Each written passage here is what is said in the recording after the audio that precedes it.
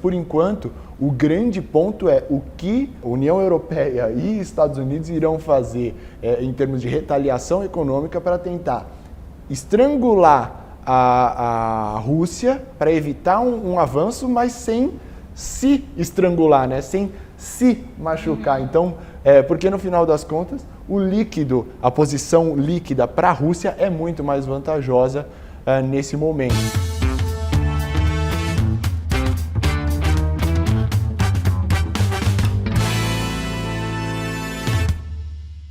Olá, estamos começando o Papo Café e Lucros do mês de fevereiro de 2022. A conversa de hoje acontece aqui no Canopy by Hilton, São Paulo. E hoje eu tenho o prazer de receber a Viviane Vieira, que é operadora de renda variável da B-Side Investimentos, e o Ettore Sanches, que é economista-chefe da Ativa Investimentos. Bem-vinda, Viviane. Obrigada. Bem-vindo, Ettore. Muito obrigado. Bom, hoje o mundo amanheceu aí uma tensão acompanhando os acontecimentos, né, da invasão da Rússia à Ucrânia, e como resposta os mercados já nas primeiras horas do dia despencaram as bolsas internacionais, e não foi diferente aqui no Brasil. O Ibovespa abriu hoje em queda de 1,40%, e agora está todo mundo entendendo aí, se recuperando desse susto e entendendo como as coisas vão acontecer daqui para frente. Então, sempre que acontece um cenário como esse, né, claro, não foi um susto, porque já existia aí uma possibilidade de que isso acontecesse, mas eu acho que também uma esperança de que as coisas fossem resolvidas de uma forma diplomática. Infelizmente, isso não aconteceu. Então, acho que agora a gente tem que entender o que fazer. Eu acho que é um dia realmente que as pessoas ficam com uma cautela maior ainda, né? Acho que quem tem renda variável, principalmente, acaba ficando mais preocupado, porque você vê diretamente ali o seu dinheiro oscilando. Então, quando a gente fala de dinheiro, isso mexe muito com o psicológico, e acho que muita gente fica nervosa com os próximos passos, né?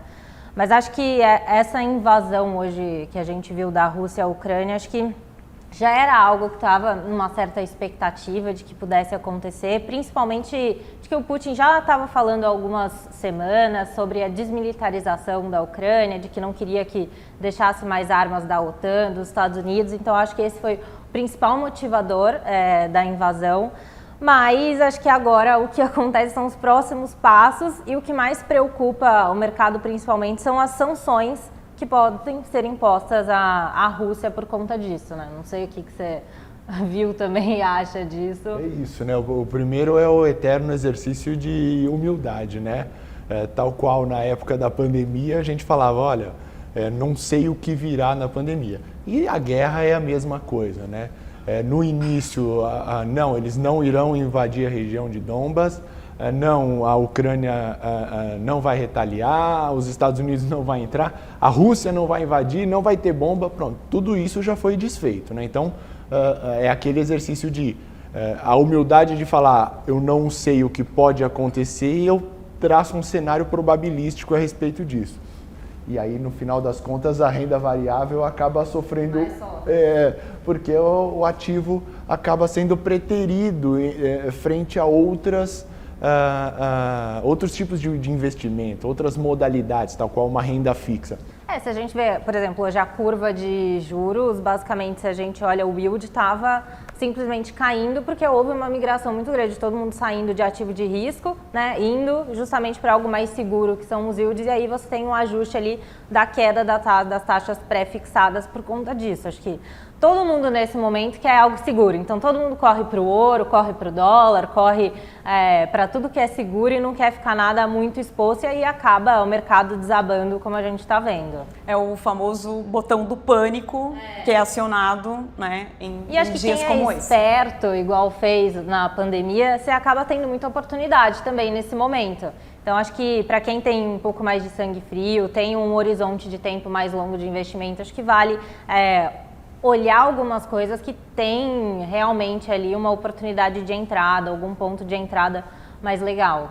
Pensando então numa recomendação para o dia, quem está já na renda variável, como manter esse sangue frio e segurar a onda diante da perda, e também para quem pode aproveitar a oportunidade, quem tem caixa, né, e pode aproveitar a oportunidade.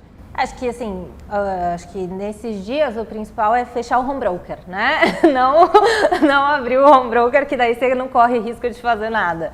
Mas eu acho que oportunidade sempre tem quando a gente vê algumas quedas assim, principalmente aqui no Brasil, falando do nosso mercado, né? Eu acho que, por exemplo, bancos, quando é algo mais seguro, você recebe dividendo, tem uma oportunidade ali porque está caindo mais, você consegue ter uma oportunidade de entrada. Próprias ações ligadas a minério também, acho que commodities de forma geral é algo que a gente vai ver, tem uma expectativa de alta agora, principalmente para esse ano, então acho que é uma oportunidade, principalmente o petróleo, né? Com essa questão da Rússia, acho que tem um impacto ainda maior. Hoje pela manhã já subiu mais de 8%, né? Então a tendência aí é... É interessante a gente pensar também no momento de readequação, né? Porque um momento de turbulência, ele também é um momento de rebalanceamento, né? É evidente que uma regra geral ela não existe, né? Todo mundo quer a fórmula mágica. Então corra para a renda fixa, abra mão da renda variável. Eu sou aquele cara que fala, não, em primeiro lugar, você tem que ter diversificação em sua carteira. Esse é o primeiro ponto, porque todo mundo... então agora é o momento da renda fixa? É o momento de você privilegiar. Privilegiar não é um investimento exclusivo. Você privilegia sim uns investimentos na renda fixa. Mas como a Viviane pontuou, precisamente, você tem muita oportunidade, principalmente na renda variável. Tem muita gente que acaba ficando subprecificada, né? Muita empresa sim, que acaba ficando subprecificada, e é uma oportunidade, é um buy opportunity sim, muito forte. O defensivo, como ela falou, também é muito legal, principalmente no momento de avanço dos juros, né? Você ter banco na carteira que tem essa remuneração é sempre uma oportunidade interessante. E o dólar, para muita gente que tiver com medo, né, aí vai depender da sua percepção de risco, da sua aceitação do risco, talvez uma posiçãozinha comprada em dólar, ainda mais para enfrentar uma eleição, né? Como se não ainda bastasse. Tem esse ponto esse ano.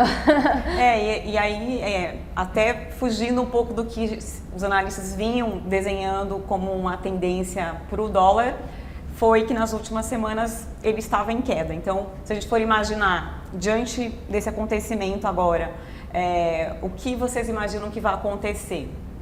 Já muda aí a previsão, eu imagino, né? Para amanhã, né? Porque é esse o horizonte que a gente consegue. Pontuando então, né? Gravação 24 de fevereiro, quinta-feira, né? Tá pior do que a pessoa saiba clima, o dia né? aqui da nossa conversa, aqui do nosso papo. A previsão do tempo ainda consegue falar do final de semana. Eu vou falar do câmbio de amanhã, né? Mas no final das contas é bem isso. Hoje um ambiente todo, ele é um ambiente de aversão a risco, né? Então o dólar se fortalece. Aqueles R$5, a gente chegou a ver 4,99, né? No intraday ali. Ele acaba ficando um pouquinho para trás, e aí ele tem um potencial de altista. Para o final do ano, eu acho muito mais fácil eu projetar o final do ano, meus modelos de fundamentalistas me jogam para isso, né? Para o final do ano eu tenho 5,40 no câmbio. Aí a gente vai falar de risco fiscal, CDS, aquele velho mantra que o economista faz, né? Eleições. Eleições. Tem a Copa do Mundo em novembro, ninguém está falando mais, né? Mas é isso. É verdade. Ano de Copa do Mundo. E vai ficar lá para o final do ano. A gente tem guerra, a pandemia não acabou, eleições é um ano bem difícil. Fevereiro tem carnaval, né? Tinha, né? Agora Ficou para abril, mas assim, muita gente ainda vai viajar, enfim, tem um feriado, então até a gente, antes de começar a conversa aqui, estava comentando que será que podemos ter talvez uma nova onda? Espero que não. A exemplo do que aconteceu após, né, o recesso, as viagens todas de fim de ano. Também, né? A esperança aqui é que não. Mas é claro que se tiver uma movimentação e assim, festas particulares, né, privadas, enfim, não estão proibidas, né? Então entender também como vai ser esse controle, fiscalização ou não, e, né, ainda também mais um fator incerteza que entra no pacote, né, digamos assim. Acho que se a gente olhar para o horizonte, o que vai acontecer daqui para frente, acho que o mercado precifica mais o mercado é muito monotemático, né? Então, era o assunto, alguns dias atrás, era basicamente alta de juros americano, inflação, e agora voltou simplesmente para essa tensão entre Rússia e Ucrânia. E o que vai impactar mais de incerteza quais são as sanções que vão ser impostas contra a Rússia, né? Só que assim, eu acho que ter uma invasão, alguma guerra, que eu vi algumas notícias falando sobre, acho que isso é mais difícil de acontecer, né? Até porque a gente está falando de um território russo, então a Rússia já teria uma certa vantagem. E acho que o que pode acontecer e que seria ruim é se a gente tivesse ali sanções de mercado internacional, de a Rússia não vai poder exportar mais petróleo, não vai poder exportar gás natural, e aí isso geraria um problema não para a Rússia, mas para a Europa, né? Então a gente ia ver a inflação mais forte na Europa por conta da alta desses preços, e aí o Banco Central iria ter que ajustar mais os juros, e isso não tem um efeito imediato, então ia causar um problema maior.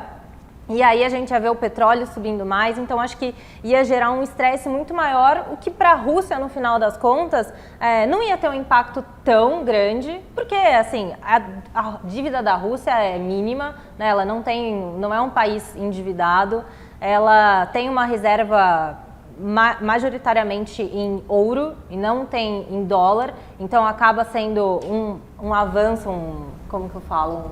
Uma vantagem, uma vantagem maior para a Rússia. Então, assim, acho que os Estados Unidos e os outros países vão ter que medir muito bem ali quais vão ser as sanções para não prejudicar a Europa e não a Rússia, né? Então, acho que o mercado está olhando muito mais para isso agora para saber para onde caminhar. Como os países vão também se movimentar em relação às sanções. Essa semana mesmo, a secretária de imprensa da Casa Branca falou que está completamente fora de cogitação, evidentemente antes do ataque, mas completamente fora de cogitação, o envio de tropas para a Ucrânia. Como a Viviane pontuou, ali embaixo você tem a Crimeia, Rússia, a região de Donbass, hoje Rússia, em cima você tem a Bielorrússia, ou seja, a Ucrânia está completamente envolvida por russos, né? Você colocar ali uma tropa, né, ainda que da OTAN, ainda que com muita força para salvar a Ucrânia, me parece um rato entrando dentro de uma ratoeira, né? Então fica difícil.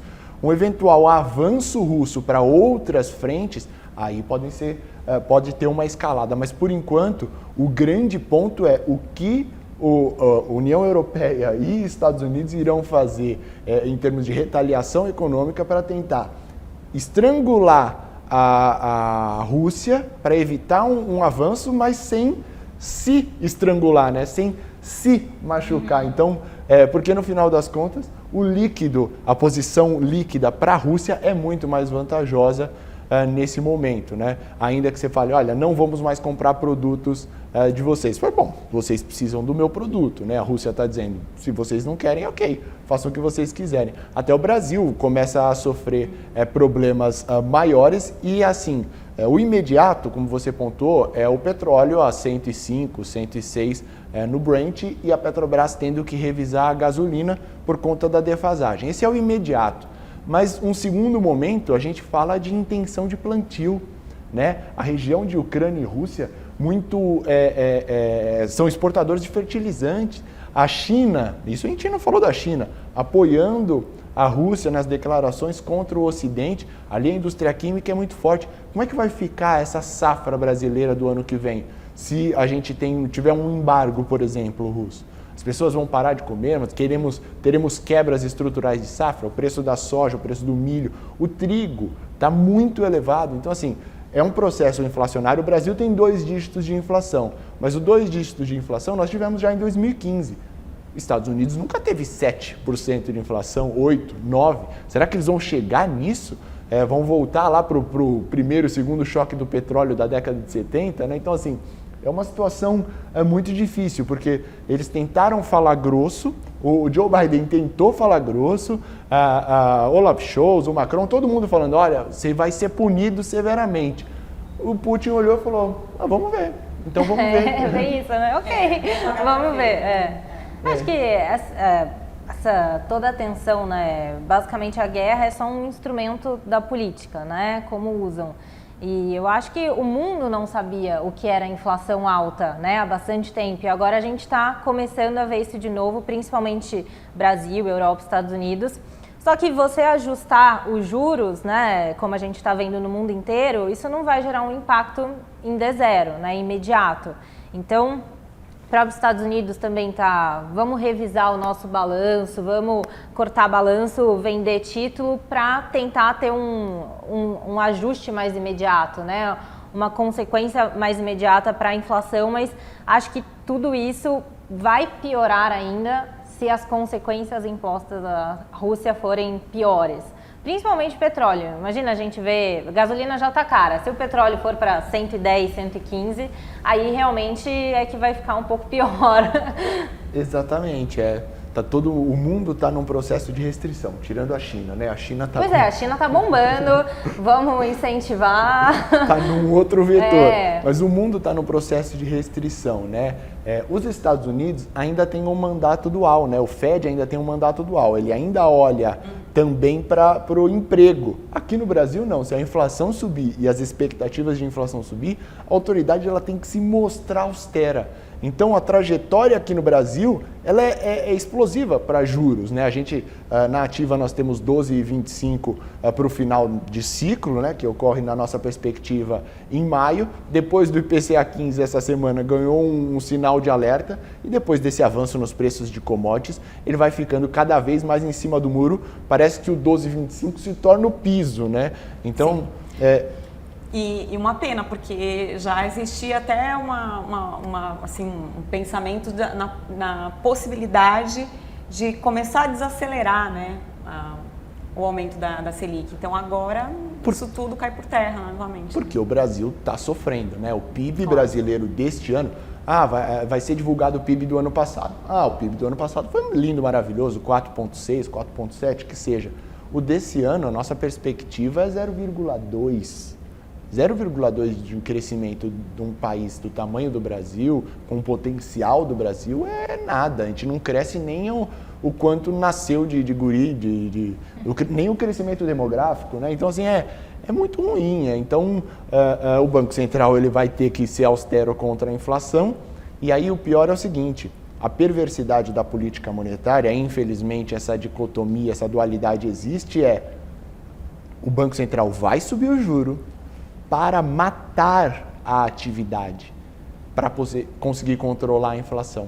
Então, esse é o trajeto. O PIB ele é só o caminho ao qual, um dos canais, né, ao qual a política monetária bate na inflação. Então, assim, infelizmente, a conjuntura não é das mais otimistas, né? Agora, pensando um pouco no investidor estrangeiro, já vínhamos observando aí uma entrada, né, de capital estrangeiro, né, na Bolsa. Inclusive, acho que um dos fatores que fez com que a Bolsa descolasse aí em alguns momentos da tendência de queda, né, em outros lugares e aqui tivesse resultados positivos. Esse conflito pode ser mais um fator para contribuir à entrada de mais capital estrangeiro aqui no Brasil? Acho que o Brasil ficou muito descontado, né, desde o ano passado, então o mercado americano subiu muito e o Brasil acabou ficando para trás e agora isso está ajustando de certa forma. Então a gente está vendo um fluxo estrangeiro muito grande para o Brasil. Acho que de emergent markets, Brasil é o principal, então todos os fundos, todos os investidores que querem entrar em emergent markets acabam entrando em Brasil, porque eu acho que aqui tem muita oportunidade, né? Você tem boas empresas e o fluxo vai basicamente para aquelas empresas que têm uma composição maior dentro do índice. Então, Petro, Vale, que é basicamente commodities, né? E bancos, que é o que tem tido uma performance muito positiva. Se a gente olha para o cenário macro, né, com a inflação alta, juros subindo, o que foi mais prejudicado na Bolsa e que continua ainda sendo punido é basicamente o setor de varejo, né, que teve uma queda bem forte e acho que todo mundo que tinha posição ficou bem chateado com toda essa queda. Mas eu acho que a tendência de Brasil, mesmo com todas essas tensões, é continuar recebendo investimento externo, continuar numa tendência de alta como a gente já estava, porque acho que os preços aqui ainda continuam, de certa forma, mais atrativos. Eu concordo plenamente com ela. De fato, a Bolsa ela tem esse potencial de alta, né? Por quê? Porque a gente tem que falar do preço que ela está, né? Então, o preço, ainda mais em dólar, é completamente incompatível com a percepção de nação. Entretanto, o dólar, né? Eu acho que esse fluxo de recursos aqui para o Brasil, que inclusive justificou aí um dólar mais apreciado, eu acho que ele não se sustenta, né? Porque no final das contas, o mundo ele vai buscar uma atratividade maior, né? Uma bolsa descontada é algo muito atraente, pô, legal, excelente. Entretanto, a gente está vendo esse processo de saída do risco. E na hora que a gente compara Brasil com Estados Unidos, espera aí, deixa eu escolher onde eu vou pôr. Eu prefiro receber muito menos do que ir para um país emergente, né? Então, você vê já pelo menos uma redução nesse fluxo. Dentro dos ativos em si, a gente vê, olha, vamos privilegiar um pouquinho a renda fixa em detrimento da renda variável, né? Então, assim, está descontada a renda variável? O Ibov? Tá descontado. Tem um potencial de alta? O nosso Equity Research dá esse potencial de alta claramente, mas a gente tem que, de fato, saber para onde está indo. Nós tivemos um fluxo de gringo grande no janeiro e no fevereiro, e as emissões, inclusive de título público, aquele que o gringo gosta, NTNF, para 2029, 2031, foi privilegiado. Nós tivemos grandes emissões ali. Só que o ponto é, a tensão global atingiu um novo patamar, né? A aversão a risco atingiu um novo patamar. É claro que isso depende muito da duração, né? Mas o Brasil se torna mais arriscado. Ibov para cima, o câmbio eu acho que também vai. E agora fazendo o exercício contrário, então, imaginando o investidor brasileiro que está diante desse novo cenário, a recomendação agora seria, pensando numa revisão aí de portfólio, olhar um pouquinho, então, para o exterior, entender onde tem mais oportunidade, ou dá para resolver com o que temos aqui internamente? Acho que Brasil, já muito se fala que é o país do rentista, né? Então, com os juros voltando a subir, eu acho que muita gente acabou migrando de volta para a renda fixa. E assim, realmente, você tem títulos muito bons em renda fixa, com taxas que a gente não via há muito tempo e com emissores de uma qualidade muito boa. Então, eu acho que aumentar a posição em renda fixa é um bom momento para você fazer agora.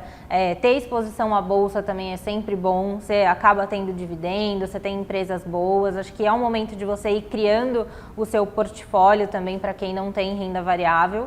E acho que, claro, você diversificar é sempre muito importante. Tipo, olhar para o cenário internacional, ainda mais que a gente tem opção via BDR, você pode ter exposição a dólar, é algo que você pode também ir construindo. Então, eu não sou muito a favor de você pegar um dia, vou montar minha carteira hoje e sair e comprar tudo, né? Eu acho que é algo que você vai construindo o seu portfólio. Então, poxa, o dólar caiu um pouco, vou comprar, vou montando, aumentando minha posição, fazendo um preço médio, porque no longo prazo, como você falou, acho que dólar realmente nesse nível de R$5, eu acho que é um pouco demais a gente pensar que vai ficar assim, né? Ainda mais que tem eleição daqui a pouco e aí começa um monte de novas discussões, aí as coisas ficam um pouco mais agressivas. Verdade. E para o investidor também é importante ele pensar no prazo. Ele tem que pensar qual o objetivo dele, né? Um horizonte tão nublado, o que ocorre é que os prazos dos investimentos diminuem, né? Porque geralmente quando a gente vai fazer um investimento, eu vou comprar aqui um título público para 2060. Peraí, tem muita coisa que vai ocorrer para até 2060. Com a tensão global, esses prazos eles tendem a ficar diminuídos, né? Eles se reduzem, né?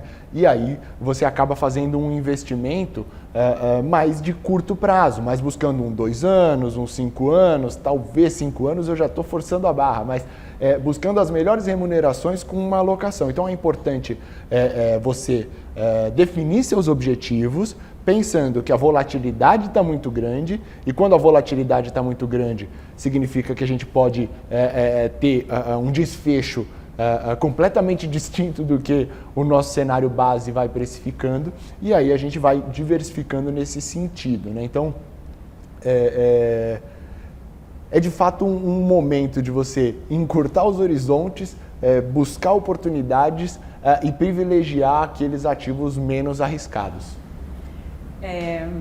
Bom, mas pensando um pouco em diversificação, mesmo com volatilidade, queria falar um pouquinho das criptomoedas. Que principalmente... Isso aí que é volatilidade. Né? Falando em volatilidade, a maior delas porque assim, a gente está inclusive num momento agora de evolução no sentido de regulamentação desse mercado. Já em vários países do mundo isso está mais avançado. Aqui no Brasil, essa semana mesmo a gente teve notícia de um projeto de lei que está prevendo regras para as criptomoedas. Ele avançou no Senado, agora o texto segue para a Câmara. Então, para entender um pouco da percepção de vocês em relação aos criptoativos, a gente sempre fala muito lá no Investidor sobre esses ativos, porque tem uma curiosidade, um interesse muito grande, né, principalmente dos investidores mais jovens, né, mas sempre com essa preocupação de entender que pela sua volatilidade tem que ser um percentual pequeno aí na carteira. Mas enfim, estou falando demais. Tem que ser um percentual pequeno e para um público muito específico, que é um público mais agressivo. Então, não adianta a minha avó ir lá e comprar um Bitcoin, que a minha avó vai ficar desesperada porque vai cair 10%, 20% num dia. Então, é para alguém que queira e aguente essa volatilidade, mas eu acho que tem um potencial muito grande. A gente viu cada vez mais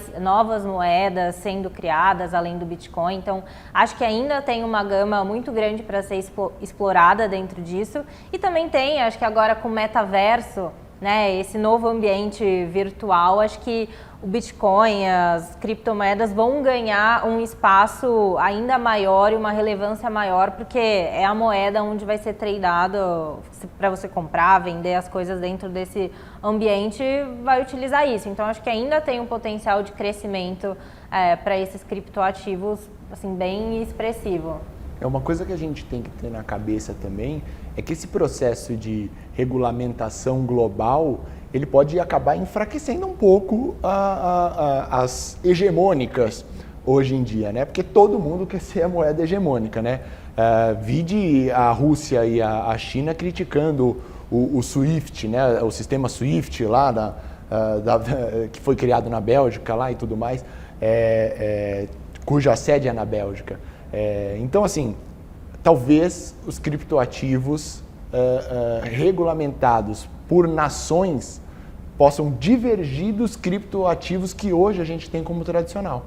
E aí pode mitigar um pouquinho a demanda ali, a utilização, né, desses ativos. Mas é a fronteira, né? O blockchain, de fato, é uma tecnologia que eu admiro profundamente. E, inclusive, muitos bancos centrais pensam em ter a sua moeda digital também, partindo, né, da tecnologia do blockchain. Então, mais uma prova de que tem toda essa questão da segurança, né, do blockchain, né, mesmo.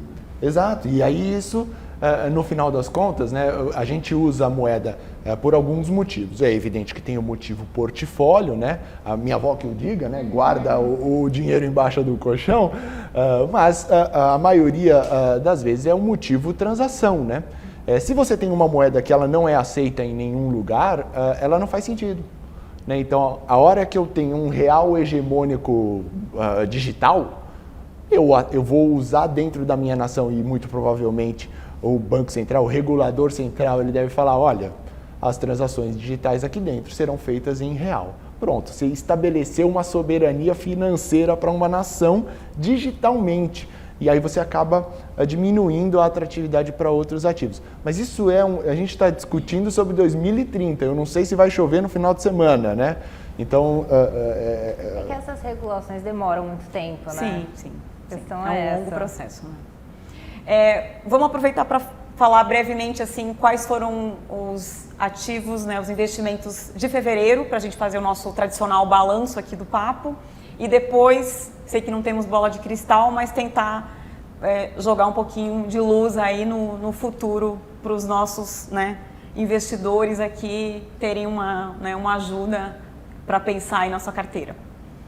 Acho que no mês, basicamente, os bancos, né? Como a gente estava em temporada de balanço, acho que Banco do Brasil, Itaú tiveram resultados muito positivos, então bancos tiveram uma alta, uma performance muito legal. Acho que commodities também, de uma forma geral, petróleo subindo, acabou ajudando ali as empresas ligadas ao petróleo. O minério também, acho que Vale recuperou bastante das quedas que teve no ano passado, acho que está num nível de preço um pouco mais interessante agora com a alta do minério. E, basicamente, acho que com a entrada do fluxo estrangeiro acaba favorecendo também as grandes empresas do Brasil que compõem o Ibovespa, que é commodities e bancos, basicamente. Quem estava vendido no dólar ganhou muito dinheiro esse ano, né? Então, esse mês, então foi uma grande oportunidade. Os juros que ficaram meio de lado, né? O Ibov, nesse primeiro bimestre, teve uma boa performance. A perspectiva, né? O cenário de ontem, né? A perspectiva é que o Ibov continue performando bem. O dólar, o vendido, o interessante, e não é para amanhã, não, é para ao longo deste ano virar a mão, né? Dado que a gente tem esse potencial de depreciação que a gente está projetando na ativa.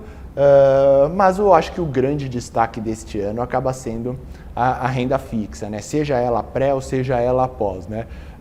Qual que é a linha de raciocínio para o pré, né? O pré bom, você tem título de um ano pagando 12%. Tá bom, né? Pagava 2%? Pelo menos você sabe que você vai receber 12%, né? Na renda variável você não sabe. Você pode receber mais, mas você pode receber menos. E no caso da pós-fixada, você traria consigo um seguro para um eventual novo descalabro Brasil, uma explosão de um desfiscalismo, alguma coisa nesse sentido. Então, assim, e aí uma explosão de inflação, uma eventual elevação de juros por parte do Banco Central. Então, assim, é uma migração para a renda fixa, para ativos mais seguros, mas com ótimas oportunidades na variável. Qual o ativo que vocês não tiram da carteira, independente do cenário? Nossa, que pergunta difícil. É uma pergunta bem difícil. Eu tenho me decepcionado muito com o Petro, mas eu tenho Petro há muito tempo. Pessoal que é Petro lover, né? Não é que eu tenho me decepcionado porque não dá lucro, não. Eu tenho me decepcionado porque existe uma defasagem no preço do combustível. Hoje, né, cotado hoje aí a 20%, ou seja, a gasolina, ela está sendo subsidiada em 20% frente ao preço internacional. É só isso que eu estou dizendo. Não é que eu odeio a Petrobras, amo a Petrobras, tanto é que está na carteira, tá bom? Mas ela me decepcionou por isso. Eu tenho ela porque ela reflete muito, ela tem algumas coisas que são positivas. Ela dá um pouco de Brasil, mas ela traz esse componente internacional forte. Então ele traz o petróleo, que é uma commodity, traz o câmbio, que é essa taxa de conversão, e traz uma riqueza nacional do pré-sal muito grande, né? É evidente que nós tivemos problemas de corrupção ali, inclusive na gestão e tudo mais, mas eu nem vou entrar nesse tema. Então eu traria a Petro aqui para a mesa, que está, apesar das minhas críticas aí. Assim, indo nessa linha de petróleo, eu gosto de 3R, por exemplo. Acho que é uma empresa que tem bastante potencial, eles melhoraram bastante o operacional, conseguiram reverter o prejuízo, estão com lucro. Então, acho que do setor de petróleo, até para a gente sair dessa questão de risco político, ainda mais em ano de eleição, acho que 3R pode ser uma escolha ali melhor. E considerando com a alta do petróleo, ainda mais se a gente tiver sanções em relação a isso na Rússia, acho que pode favorecer ainda mais o papel. E para a gente falar um pouquinho de cenário aí político, temos uma questão aí de uma tendência pelas pesquisas apontando Lula, Bolsonaro, talvez uma terceira via. Então, só para entender, já tem algumas pessoas se posicionando, entendendo, tentando se aproximar e falar que não vai ser tão ruim assim para o mercado se for Lula. Então, assim, só para a gente também não passar em branco e falar um pouquinho desse cenário que temos hoje, né?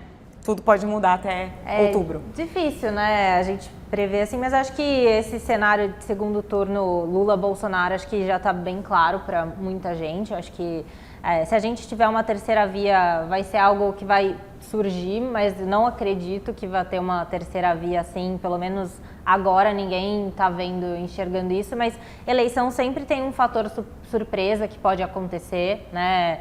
Então não dá para descartar, mas acho que falar que o Lula, assim, o mercado gosta do Lula, acho que é um pouco demais falar isso, mas acho que o primeiro mandato do Lula foi bom para a economia, apesar de algumas coisas terem acontecido, mas acho que é um novo momento e eu acho que todo mundo quer alguma coisa diferente para o Brasil, né? Eu não sei muito bem como as pessoas vão se comportar nas urnas, mas é difícil a gente prever isso. É bem difícil. O que a gente tem de eleição para esse ano, né? Então, uma coisa que que eu tenho que discordar e concordar com a Viviane ninguém está passando pano para nenhum potencial governante. O fato é que ainda não estamos em trade de eleição. A distância ainda é muito grande. A gente não sabe qual é quais serão os candidatos, né? A gente fala em terceira via como se fosse uma entidade, mas Sérgio Moro... E os planos de governo também. Sérgio Moro, Dória, Simone Tebet, quem vem? Né? Ciro Gomes, o que ele... Esse é o que tem o recall maior, né? Porque ele traz ideias de outros momentos para agora, né? Mas qual é o Lula que vem? Qual é o Bolsonaro que vai estar aí, né? Então, assim, é difícil a gente saber até programa de governo, né? Então, assim, hoje, se a eleição fosse hoje, essa é uma outra dificuldade que as pessoas têm, né? Então você está dizendo que lá em novembro quem vai ser eleito é o Lula? Não. Se a eleição fosse hoje, as pesquisas apontam que o Lula ganharia. Mas lá, como as pesquisas apontam isso, os agentes, o Bolsonaro, o Lula, o Moro, o Ciro Gomes, todos eles vão mudar as suas atuações para mudar o desfecho dessa pesquisa. Então, é quase para dizer que, olha, essa pesquisa que está aqui, ela possivelmente não vai se refletir lá no resultado. Mas hoje... com uma antecipação muito grande, sem as bases ativadas, né? Ou seja, você se importa com a eleição? Sim, eu me importo. Em quem você vai votar? Quais são os candidatos, né? Então, assim, é muito difícil, ainda está muito distante. Mas, no final das contas, hoje é o Lula que seria. Não acho que o mercado ama o Lula, não acho que o gringo ama o Lula. A gente não sabe qual é o Lula que virá, se ele virá. Então, assim, é uma situação, de fato, muito difícil de projetar. Um recado final, então, para a gente encerrar o papo de hoje, que estamos chegando já no nosso limite de tempo. Eu adorei, muito obrigada. Acho que, assim, fica como um pensamento para o próximo mês, acho que diversificação, que a gente falou bastante, acho que é algo para olhar na carteira, ver o que dá para diversificar mais, e com calma também na parte de renda variável, e comprando aos poucos, que é super importante, e aproveitar essas oportunidades que o mercado dá, que essas quedas mais fortes, para manter a calma e conseguir enxergar ali alguma oportunidade de compra. Primeiro, eu tenho que agradecer imensamente também. Foi um prazer estar aqui com vocês.